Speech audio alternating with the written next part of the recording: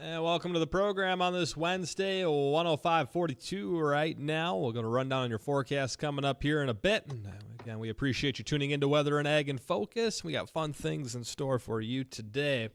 I'm meteorologist Justin Storm with Chief Meteorologist Dean Wysocki and Ag Director Bridgette Readel. What fun things do we have today? We got fun. We got all sorts of fun stuff, a bunch of shenanigans.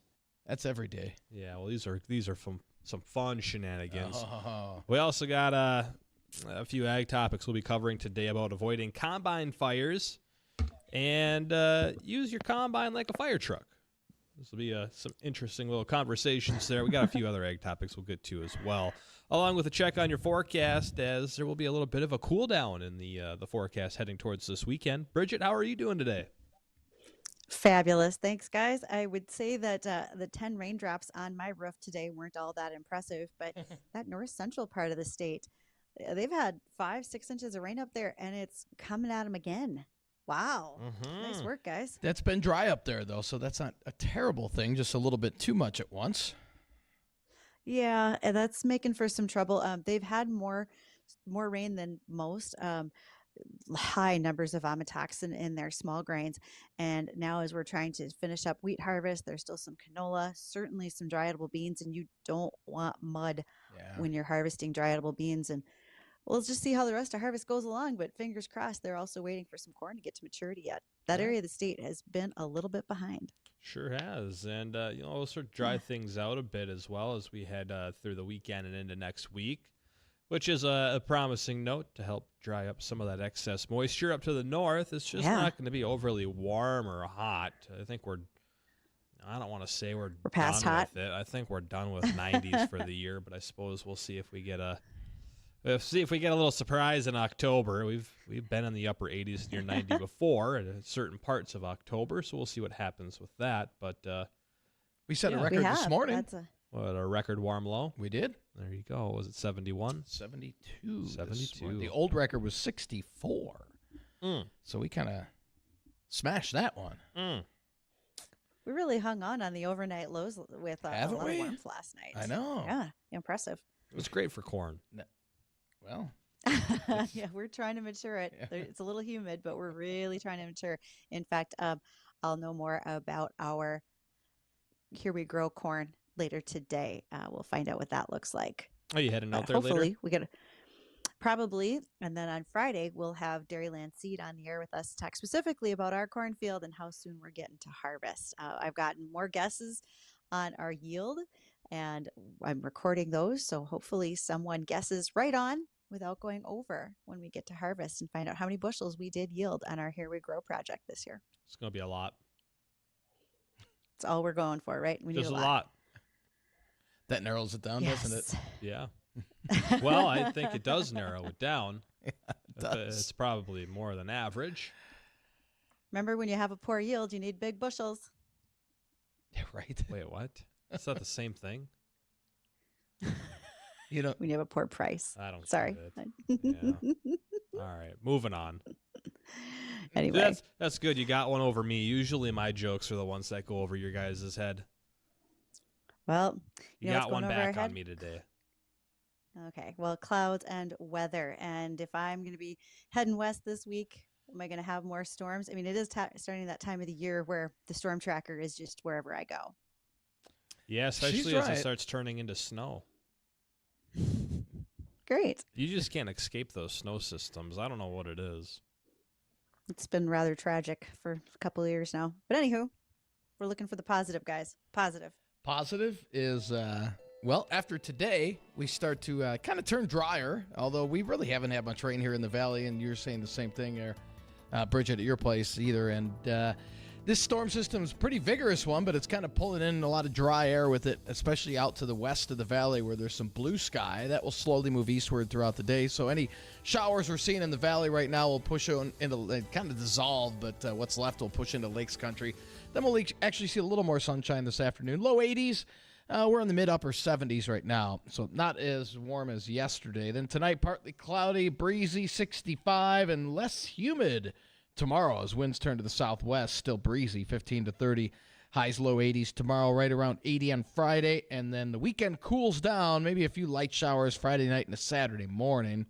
And then the rest of the weekend should be dry with highs falling from the low 70s on Saturday to the 60s on Sunday. That's a little more, it's going to feel like fall this weekend opposed to early summer, which we've had over the early summer. It was 91 yesterday. Midsummer over the last couple of days.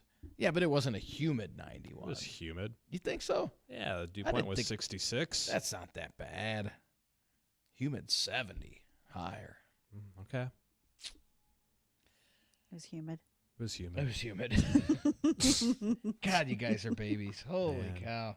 Man. You do. Hey, you we've do lived here for a remember long time. where you moved this to, is right? Not humid. Yeah, well. But hey, to each their own, right? Yeah, well. Right. You keep saying that. Yeah. Yeah, there's a lot. This isn't Kansas, Dean. It's never humid down Or there. Nebraska. Yeah. No, it's never humid down there. Arizona, right? It's a dry humidity. Yeah, it's a dry humidity. It's there a you dry go. humidity. It's like our winters. It's a dry cold. Mm-hmm. It just slaps different. Absolutely. Well, that slap is usually an Alberta Clipper, and they hurt hard. Hopefully we get a few of those this year. I'm actually kind of looking We'll see. forward to winter at this point. It's been I don't know. I like it being nice, but I'm also kind of just ready. I think Hey, I'm ready to I take it still on. I still need you to go out and ride around on a sugar beet lifter for a little while this fall to get that real fall feel before we get to winter time there, Justin. I'll get that real fall feel. There we go. That was a fun one to try and get out. Kicked back on the recliner on the deck, 64 degrees, a hard apple ale in my hand. On your video.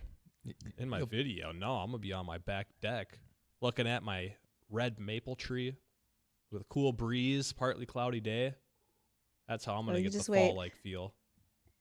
Our listener Chad is going to be making sure that he gets a hold of you because Mhm. during full sugar beet harvest campaign, it's going to be your time to shine and come on in and ride. Maybe be plucking all the beets. There you go. Yeah. And one of the things that we may face, This is awesome. depending on how much more rain we get, could have to be with whether or not we have combine fires. Okay, so pop quiz. What will create combine fires out in the field? Oh, I would say probably a very hot element and probably some flammable material floating in the air. Spoken like a real fireman right there. Mm. Very A spark nice. of some kind is going to A ignite. lightning bolt. All the above could be, yes.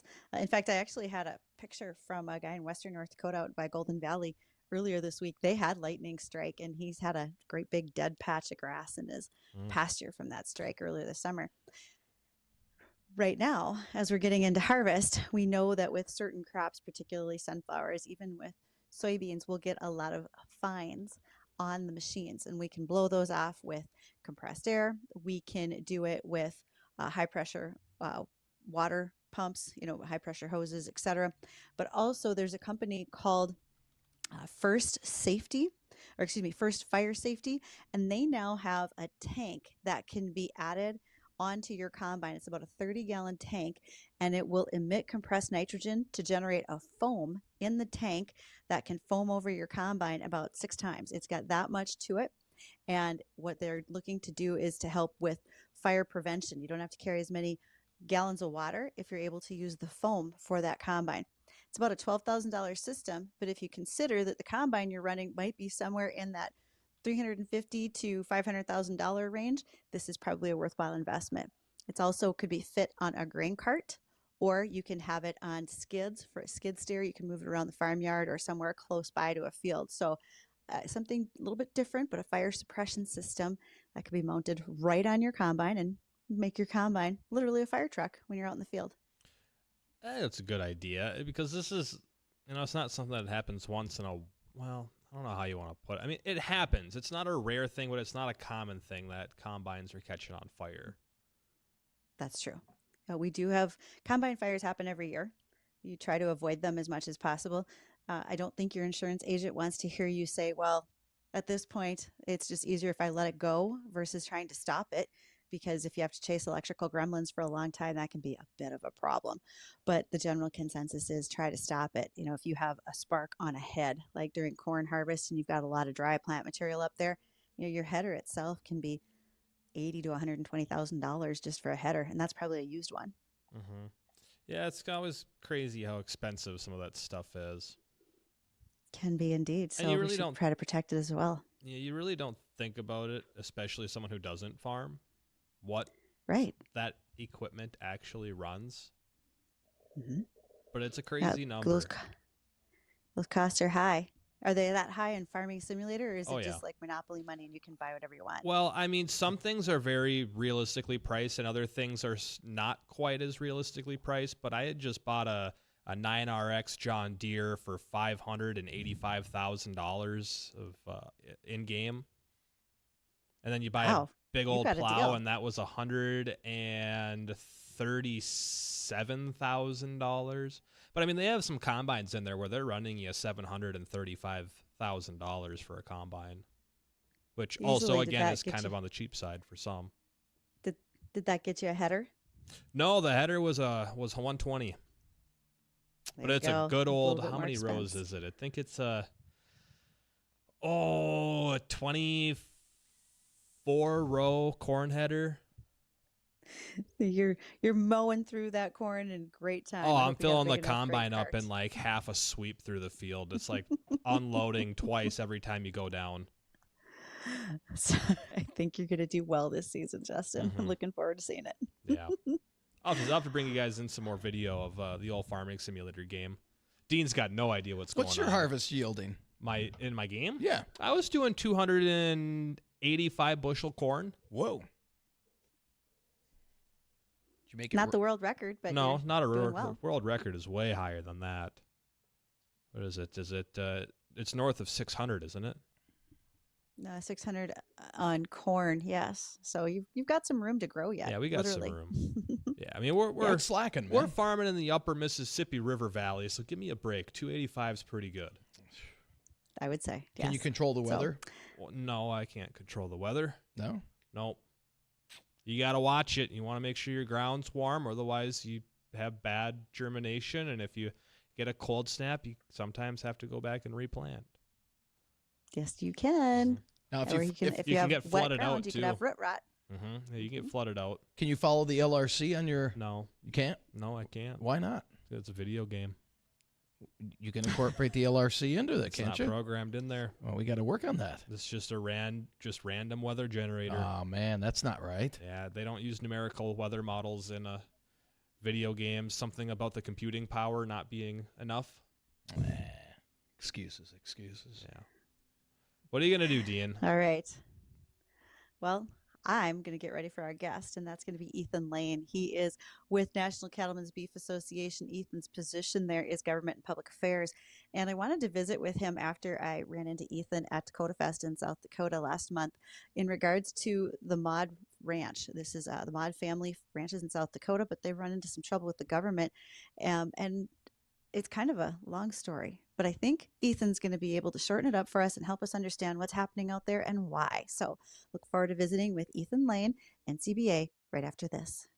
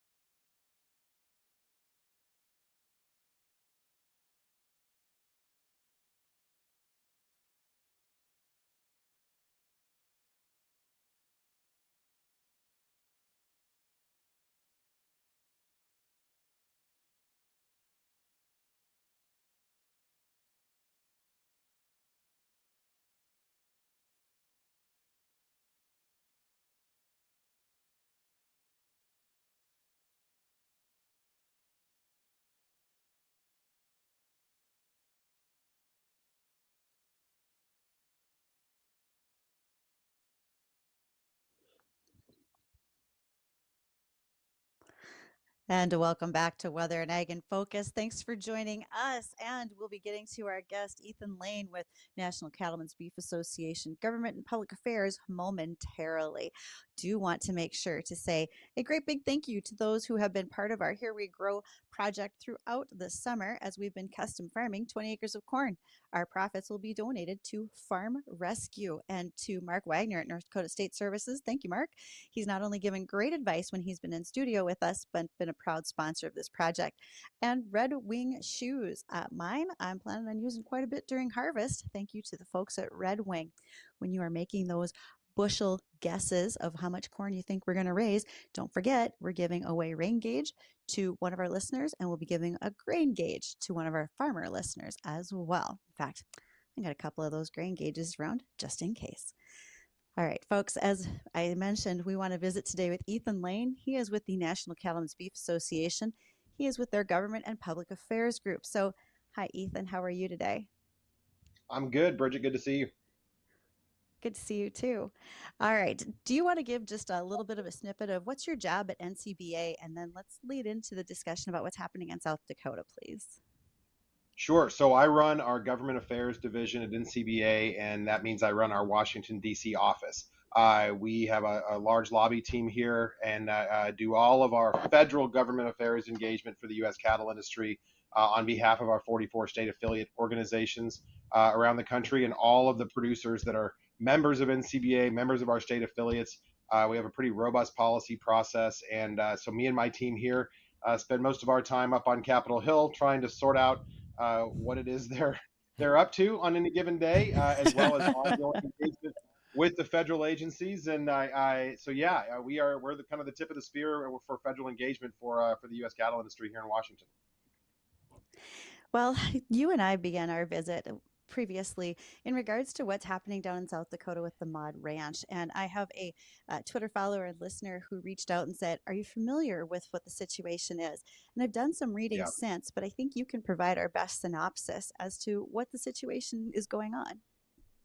So you kind of have to go back, way back to the beginning of the 19th century to really understand why we are where we are in this situation. I know that's crazy, but bear with me. I'm going to go really fast. A lot of our families, any of us that I'm from Arizona originally, any of us that have families that settled the West, Homestead Act, desert land laws, all of these different things that were intended to incentivize people to move west resulted in ranches and farms being established throughout the Western United States. After all of those farms and ranches take shape, you have the creation through the Bankhead-Jones Act, the Transfer Act, in the case of the BLM, the Taylor Grazing Act, the establishment of these land management agencies to deal with all of the land that didn't get homesteaded. And that becomes part of this matrix of federal management that all of our producers in the West now have to navigate in order to conduct normal farming and ranching operations on their deeded and then their leased land through those federal agencies. Because of that, you have ongoing ranches that then had a federal agency inserted on top of them 100 plus years ago.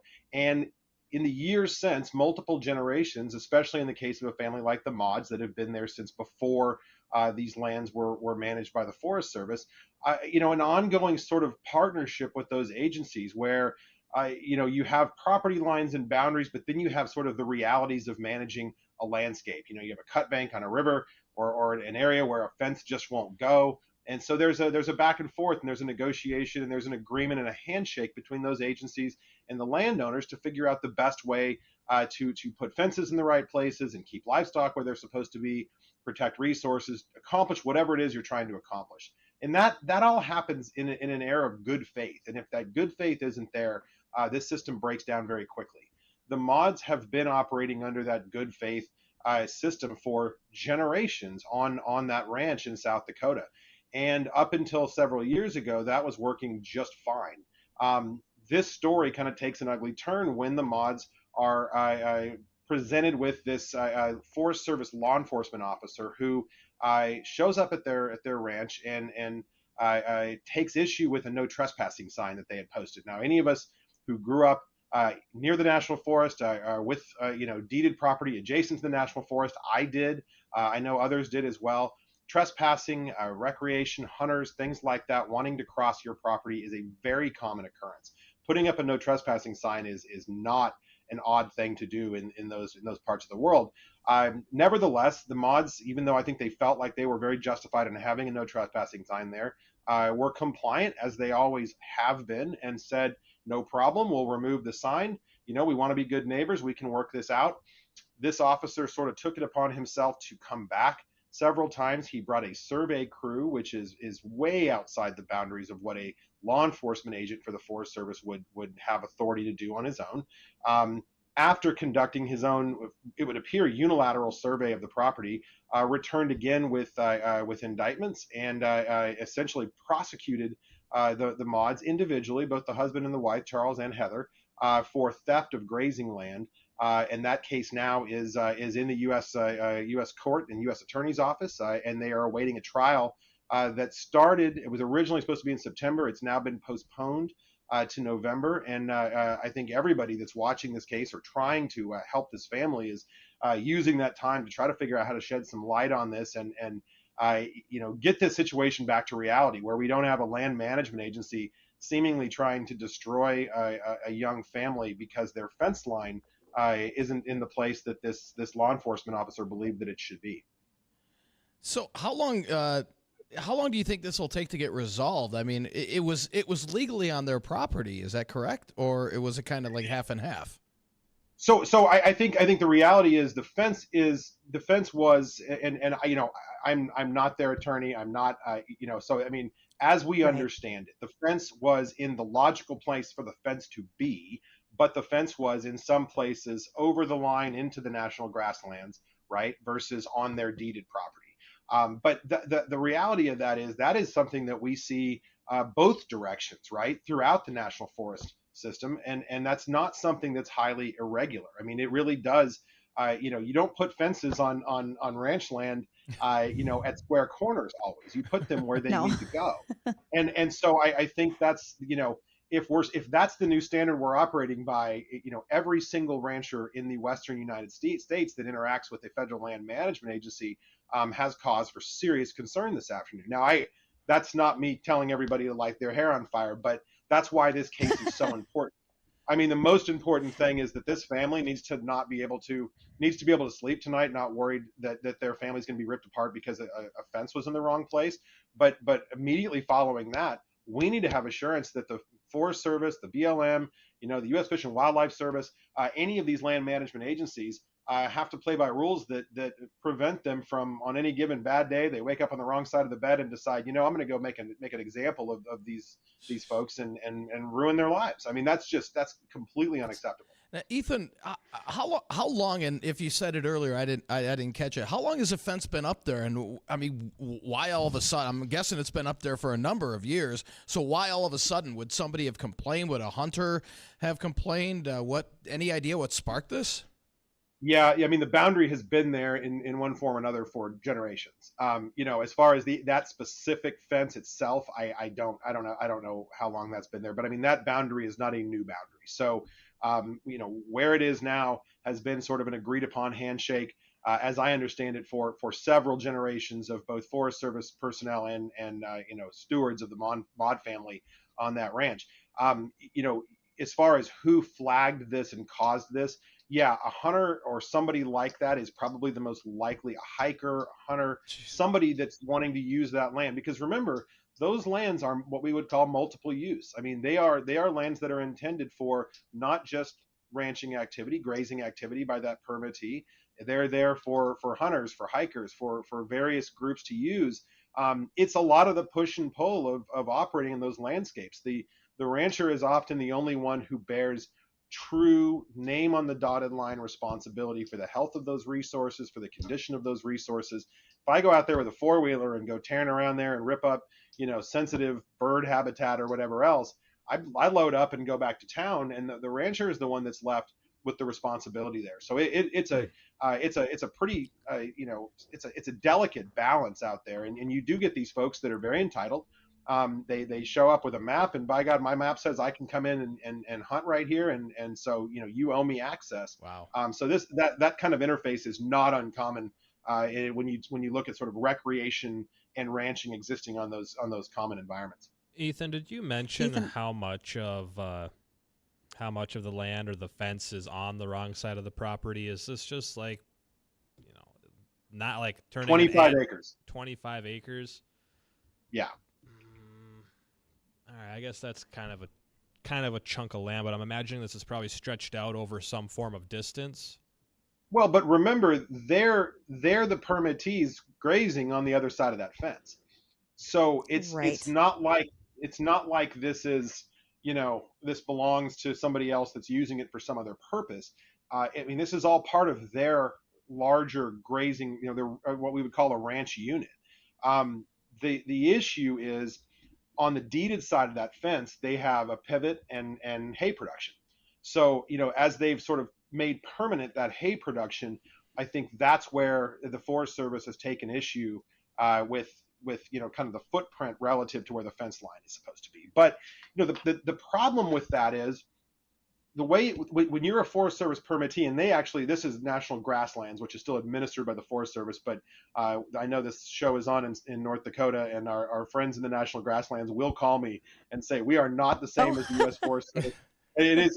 There is a distinction there that has to be made, right? Forest Service property and grasslands property, while both administered by the Forest Service, are not the same thing. But for this purpose, let's just assume, that they are. That interplay between those two, when it's all part of the same ranch unit, does matter, and they have to have a meeting every year with the Forest Service. It's called an AOI meeting, annual operating instructions meeting, where they talk about their turnout for the year, and they all agree on kind of, okay, here's how we're going to turn cattle out, here's going to be our numbers for the year, here's when we're going to bring those cattle back off again.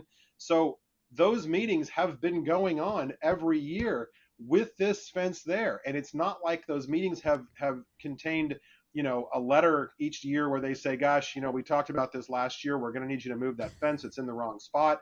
This has been year over year over year of, you're fine, go forth, turn out, you're a good permittee, we're happy with what you're doing. And that's the problem here, is when we really boil it down, there certainly can be a discussion about whether the fence line needed to be in a different spot or not. And I think the mods would be the first ones to say, you bet, we're happy to have that conversation. It's where it's always been because that's what we agreed on, but we're happy to move it where it needs to be. I think the problem comes in when you look at the procedures the Forest Service followed to get to this point. They kind of went from 0 to 100, and that's not the way that process is supposed to work. There should have been multiple meetings between the permittees and the Forest Service. There should have been a notice of trespass that goes out to the permittees, notifying them. In our opinion, the Forest Service believes you are in trespass and you are violating the terms of your grazing lease. Those are steps that are extremely important to this process to make sure everybody has a chance to review everything. This individual on the law enforcement side threw all that out the window and just showed up and said, we're indicting you criminally for this. So Oh boy. that is where Okay. we really start to get concerned here. So we have a ton of questions for you, Ethan, and I know we're not done with that yet. So when we return from bottom of the hour news, we want to continue to ask that. And something I certainly want to touch on is with the Chevron doctrine and what has changed because of that, if that could possibly influence this case with the mods as we go forward. But we'll discuss that and so much more right after this. Don't forget to give us your calls if you have them on the Red Wing Shoe line, 701-293-9000. Be right back.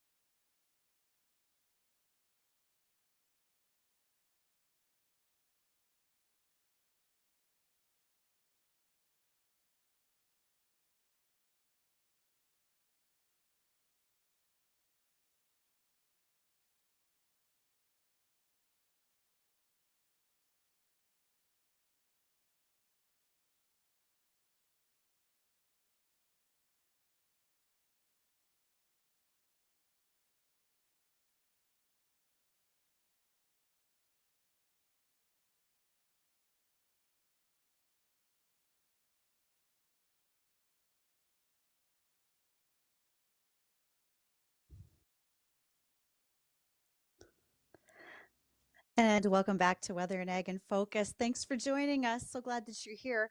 Mark your calendars because on Saturday, October 12th, the Flag family, that's all of us, we are having a beer fest because, this show, our favorite things are beer and beef.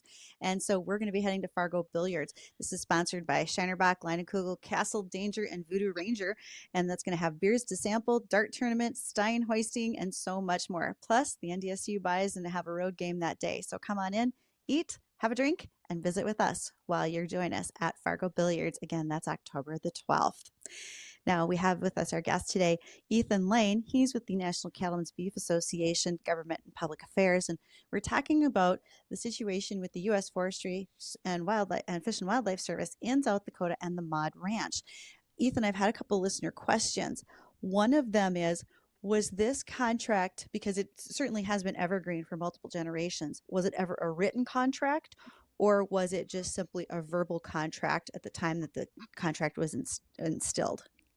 So that's not how grazing leases work. So you've got a system of land that is broken up into into allotments, and inside that allotment you have the ability as a permittee or a landowner that has deeded property right there, the ability to run cattle on that Forest Service ground if you meet the criteria to run on it. A lot of times those allotments will run with that deeded property, and that kind of makes up that ranch unit that I was talking about earlier. So it's not a deal where you negotiate the boundaries of that individual grazing lease. You negotiate to be the permittee that gets to graze on a specific parcel of Forest Service ground that's essentially broken up into a manageable unit to graze on. You said Got it. something there along that line that they're given the right to bring cattle in, but with how do you want to? Do you have the right to put the fencing up with that agreement, or is it just to bring cattle in and then bring them back out when they're done? So yeah, certainly those are things that you work out with your land management agency, depending on what's needed there, right? You may have a situation where, and this is the case a lot of parts of the country, particularly up there in your neck of the woods where it gets a little frosty in the wintertime. You'll turn out in the spring, gather in the fall, and you're utilizing that grass at the time of year where it's able to be utilized, and you're pulling those cattle back off and doing something else with them in that dormant season. So that's typically how those leases are operated. Now, there are different parts of the country, certainly where I'm from in Arizona, you can graze some of that stuff year round, and those can look differently, and that kind of goes along with what we've been talking about, right? These leases and how you graze looks differently depending on what part of the country you're in and what the resources look like and what the needs are. And that relationship between the landowners and the Forest Service has got to be dynamic enough to account for that. And that includes physical boundaries and how you manage those. Okay. So another listener question that we had come in, Ethan, was, what is NCBA doing on behalf of the Maude Ranch in order to help in the situation? I mean, as dues paying members to National Cattlemen's, how can you be of assistance to your members in this type of situation? So what we can do and what we are doing is using the relationships that we have in Washington, using our platform in the media like we're doing here, raising awareness about this, but also pressing on members of Congress from South Dakota, talking to leadership of the Natural Resources Committee in the House of Representatives, talking to U.S. senators, working with their offices to apply pressure to the U.S. Forest Service, and quite frankly, to demand some answers and some conversation about this. This is a highly irregular situation. We've been told that the Department of Justice is very angry that we're talking about this. They did this in a way that I think the indictment was sealed. This has been a very kind of hush-hush process, and what we can do is we can use our voice here in our large national presence to demand that they account for this and talk about it, and to ask for help from our friends on Capitol Hill. So that's where we can be most effective, and that's how we're using the association right now to try to be helpful to the mods. And what we're hearing back from that, we saw a letter I sent on this from Dusty Johnson, congressman from South Dakota. I believe last week, Senator Rounds sent a letter several weeks ago on this. We know that Chairman Bruce Westerman, the chairman of the House Natural Resources Committee from Arkansas, now has staff, investigative staff, looking into this issue. And this is something that already I think a lot of legislators in Washington that work on natural resource issues are aware of, because unfortunately there's sort of a long history in South Dakota in particular of I guess I'd call it a sort of oddly militarized posture from the U.S. Forest Service.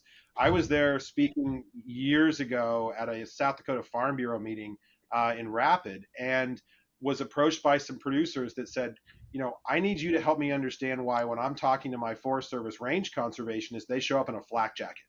And that's not something that happens in other parts of the West, but it is something that unfortunately has been part of the dynamic up there for some time. So when this first got on my radar, the first thing I thought of was, oh yeah, that's up there where you've got these kind of guys living out there, kind of Rambo fantasies with a Forest Service uniform on, and so there is unfortunately a little bit of that in the dynamic here. And so when this story was relayed to Capitol Hill, the first thing we heard was, oh yeah, that's up there in that area with these guys all have their combat gear and kind of run around playing tough guys. So I mean, I hate to kind of make light of it, but that's unfortunately part of what these producers have been dealing with in that area in South Dakota for quite some time. And Ethan, what kind of ripple effect will this have, whatever decision is made on other ranching communities that share land as well? It has a chilling effect that, for good reason, will have ranchers who deal with the Forest Service having real trust issues with the Forest Service from coast to coast, whether you're in New Mexico, whether you're in Arizona, whether you're in Northern California, whether you're in Eastern Oregon. That is going to change good relationships now into questionable ones from coast to coast, because you have one bad actor and some complacent personnel in South Dakota and at the Department of Justice that are willing to allow this to occur outside of the normal sort of course of business operations in the U.S. Forest Service. We know that the Chevron doctrine that has come out over the summer months is going to show major implications with a variety of agency overreach. Do you think in this situation Chevron doctrine has anything to do with it, or do you feel like that's going to be more towards already previously established situations like waters of the U.S.? Does this influence what's going on with the Maude family in any way? So it doesn't, unfortunately. So the elimination of Chevron deference by the Supreme Court is, you're right, a game changer for any of us that are in regulated industries that are working with federal agencies. But it's forward-looking, and it's dealing with rulemakings, right? It's dealing with regulatory overreach. This is enforcement. This is legal. This is prosecution. So there wouldn't be any kind of real direct tie-in here where the elimination of Chevron deference would necessarily directly help the mods. Now, moving forward, as the Forest Service makes new rules, the elimination of Chevron deference absolutely will put some constraints in place on what they're allowed to do and how they're allowed to do it. Essentially, for your listeners that haven't been following that, Chevron deference allowed federal agencies broad latitude to interpret what Congress meant. So if Congress passes a vague law and the agencies look at it and say, you didn't give us enough guidance, the courts were required to give deference to the agency that they're the subject matter experts. The Supreme Court threw that out and said, we disagree. If it's not spelled out in federal law, you don't get to make it up at the federal agency. So it does have huge implications for us down the line, but not necessarily directly in this case. All right. Ethan, it has been a joy having you with us today. We thank you very, very kindly for all of your answers to our questions. If you have folks who are listening who would like to know more, but particularly maybe want to visit with you about NCBA and some situations they would like your help or advice, how could they reach you? So if you want to reach me, ncba.org/policy is our part of the website. It's got all of our policy stuff on there, contact information for me and my whole team. I would also strongly recommend in this set of issues, go to the publiclandscouncil.org website, plc.org, publiclandscouncil.org. That's the organization I used to run before I was in my current job. They are a sister organization of NCBA. National Grasslands and the American Sheep Industry Association are members as well. They are the lead on this. They are truly the representatives for all permittees across the federal grazing system. So strongly advise people who are interested in this to take advantage of those resources. And reach out to us on any issue we can be helpful with. Thank you so much for spending some time with us today, Ethan. We appreciate it. And for those who are listening, don't go anywhere. We want to make sure we follow up on weather and our last ag headlines for the day. So catch you in a moment.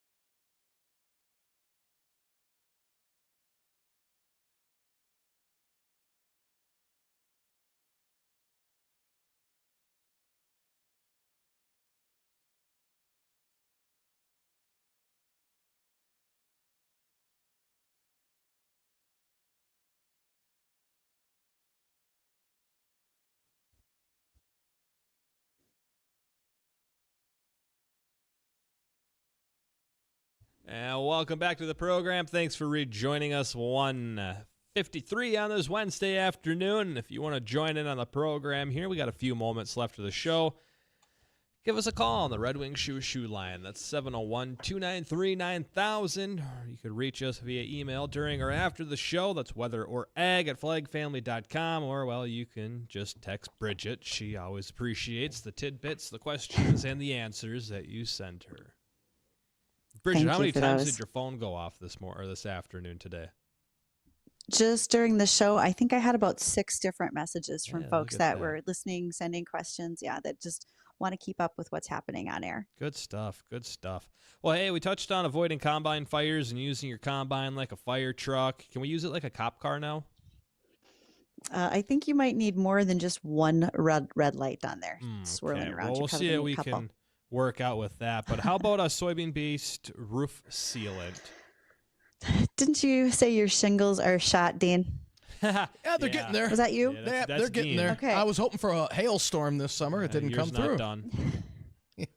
So homeowners get about 20 years out of their shingles. I'm probably looking at having to replace mine at some point too. There's a soy-based product because, hey, what can't we do with soybeans? It's called Roof Max or Roof Restore, and it's a spray-on component based off of soybeans that it can extend the life of your shingles another 5 to 10 years. And when there was a lake place, so I'll get the lady's name for you, Dean. There was a lake place over in Minnesota. There was 5,200 square feet on the roof, and it took just over 10 bushels of soybeans to basically create that concentrate to cover the roof over there. So it's a pretty neat situation with things we can do with soy these days. I've seen It's a roof sealant. I've seen the advertisements on TV. I didn't know they were using a soybean base out of that. That's interesting. They are, and a lot of this was done, the research on it was helpfully done by the Minnesota Soybean Research and Promotion Council. So that's where checkoff dollars go to create new markets to get things like that taken care of. Wow. Who knew? Pretty cool. Nice. Cool stuff. What you Keep can do using there the beans. with those little beans. That's right. Fun stuff. Dean, we're not quite done with storms. You might get a little hail damage yet. So you're telling me your best bet is that we just get a really snowy winter and you just don't shovel your roof, and then there's a little rain that falls sometime in December. And then the next thing you know, a portion of your roof collapses or falls in. Have you seen how bedroom, steep my That's more than roof is? shingles. It's not going to happen. Well, I mean, if That's a lot more than shingles. Yeah. Yeah, but insurance would still cover that. Yeah. You got the extended package, right? It's not going to happen. I told you to get the extended package, Dean. I should have listened to you. Don't listen to me. That's fine. Usually don't. Anyways, what's that forecast, Dean? Well, we got some light showers south of the FM area, basically up and down the valley, moving northwards. So areas down to the south of the FM area seeing some light rain shower activity right now. That's moving northward. Areas just west of the valley seeing a little bit of sunshine. So a little bit of something for everybody. Variable clouds. And again, a few showers coming here from moving from south to north here this afternoon. Highs, right around that 80-degree mark most areas, with those winds a little breezy out of the south-southeast, gusting over 25 at times. We'll shut the rain off tonight, partly cloudy, mid-60s, and then less humid tomorrow. And winds turn to the southwest, 15 to 30, but it should be a dry day. Highs both Thursday and Friday, right around 80. Slight chance of a few light showers early Saturday. And then temperatures cool off over the weekend, low 70s on Saturday, and it looks like we'll be in the 60s on Sunday. So it'll feel more like fall as we head into the upcoming weekend. But for the most part, a pretty dry-looking forecast as we head into the weekend. I know a lot of things going on around town here over this weekend, and weather should, for the most part, cooperate. So enjoy. Good stuff, Dean. Yeah. Appreciate it. I'm looking forward to a nice, cool day for the weekend. Get that It's air been a good conditioner minute. rest. I've been running that thing for a straight week. Yeah, ours hasn't been running a whole lot, I No? suppose. It's just been chilling at about 74, 75 in the house. Okay. So, I mean, it's been That's doing comfortable. a pretty good job. It's decent. Anyway, we got fun things coming up on the show tomorrow. Dr. Andrew Friskop. I get that right there, Bridgette? Yes. From NDSU. Yes, He's you going to did. be joining us tomorrow talking about vomitoxin and wheat. And it's just for a little what in the heck is vomitoxin? 'Cause I'm thinking of something like throw up. Bridgette, what is this? Okay, we're going to let Andrew, the expert, define all of that tomorrow. But essentially, you see it as disease in wheat, and it will cost you at the elevator because when you get docked for vomitoxin, you're going to get a lower price for your product because it affects the quality. And this stems from a listener question that came from Central North Dakota saying this is the most vomitoxin we've seen in our small grains in a number of years. So why? Well, we'll find out tomorrow when we talk to Dr. Andrew Friskop during this show. Good stuff. That'll wrap it up for us today here on Weather and Ag in Focus. Appreciate you tuning in and listening. We'll be back tomorrow, 1 to 2 o'clock in the afternoon. Coming up next, well, that's the Jay Thomas Show. I hope you enjoy it. See you then.